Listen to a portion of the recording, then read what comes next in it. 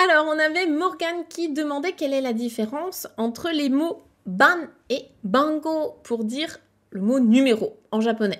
Effectivement, les deux peuvent se traduire par numéro, sauf qu'en fait, leurs usages sont assez différents. On va voir ce que ça implique dans un cas comme dans l'autre. Donc, au niveau déjà des kanji, on a le même ban des deux côtés, hein, bien sûr. Bango, bango c'est peut-être celui que vous allez croiser en premier entre les deux, je ne sais pas, ça dépend. Bango, c'est vraiment le nom pour dire un numéro. Donc c'est celui que vous retrouvez notamment dans denwa bango, le numéro de téléphone. Donc denwa, le téléphone, bango, le numéro, denwa bango, le numéro de téléphone. Ça c'est un mot important, il faut quand même le connaître. Maintenant, ce bango, comment est-ce qu'on l'utilise? Bon, en fait, là, un petit peu comme en français, là où on mettrait un numéro de quelque chose, on va ici retrouver le bango. Je vais vous donner quelques exemples. Donc, eh bien, par exemple, un numéro de chambre d'hôtel, ce sera donc heya no bango. Heya, c'est la chambre, bango, le numéro, donc heya no bango, le numéro de la chambre. Denwa bango, on en a parlé pour le numéro de téléphone. Et justement, si jamais vous faites une erreur de numéro de téléphone, une erreur de numéro, vous vous trompez, là, ce sera donc bango chigai desu. Donc si vous décrochez et qu'en fait c'est pas du tout la bonne personne, c'est bango chigai desu, c'est une erreur de numéro. Maintenant, ban tout court, ban ça va être un petit peu plus large. Déjà, ban c'est le compteur des numéros. Donc, on va pouvoir l'utiliser avec un chiffre devant. On va pouvoir avoir ichiban, donc le numéro 1. Ça, je pense que vous le connaissez, vous l'avez déjà vu, notamment peut-être dans la chaîne Ichiban Japan. Donc, ichiban, c'est le numéro 1. Niban, numéro 2. Sanban, numéro 3, etc.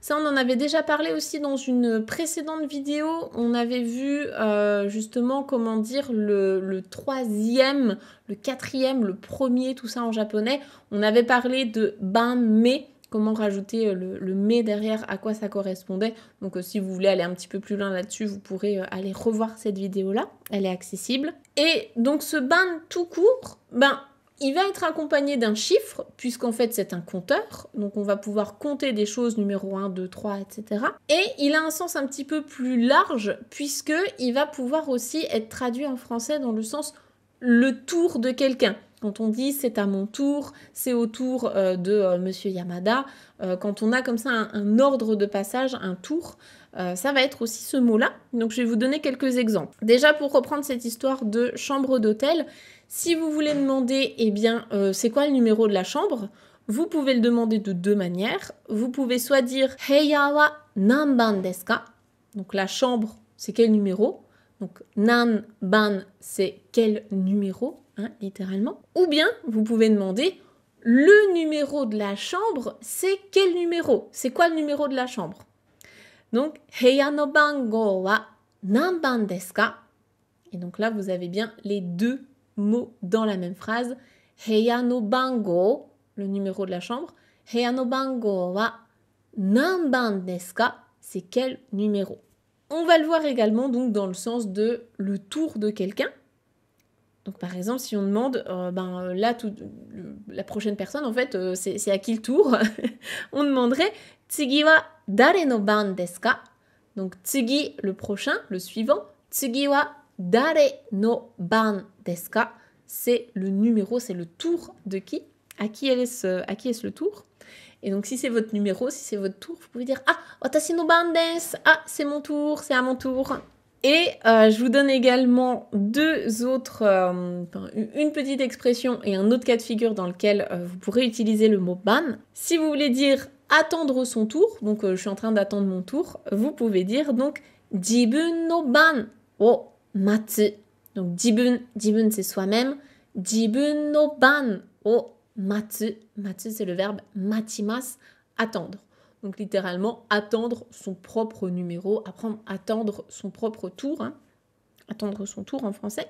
Et un cas de figure qui va vous être très utile lors d'un voyage au Japon, c'est le numéro de la voie, donc pour les trains. Ça, c'est super important. C'est pareil aussi pour les bus, hein, quand vous avez des numéros d'arrêt, etc. Ou bien tout simplement le numéro du bus en lui-même, hein, la ligne que vous allez prendre. C'est un mot important. Donc là, je vais vous donner le numéro de la voie. Le numéro d'une voie, c'est Ban-sen. Donc sen, c'est la voie du train. Ça, on en parle dans la formation Objectif Japon, hein, quand on fait la leçon sur les transports, on en parle. Donc, si vous voulez dire que le train, il est à la voie numéro 2, donc c'est la voie numéro 2. Nibansen desu. Nibansen desu, c'est la voie numéro 2. Voilà un peu les grandes différences. Donc, bango, c'est un nom pour dire le numéro de quelque chose, comme le numéro d'une chambre ou bien le numéro de téléphone. Et ban, tout court, c'est un compteur. Et donc là, ça va être le chiffre suivi de ban. Numéro. Voilà, j'espère que c'est un petit peu plus clair. Si vous avez besoin d'aller plus loin, eh bien n'hésitez pas à aller voir des vidéos complémentaires, notamment la vidéo dans laquelle je parlais de premier, deuxième, troisième, etc. Si jamais vous voulez creuser le sujet.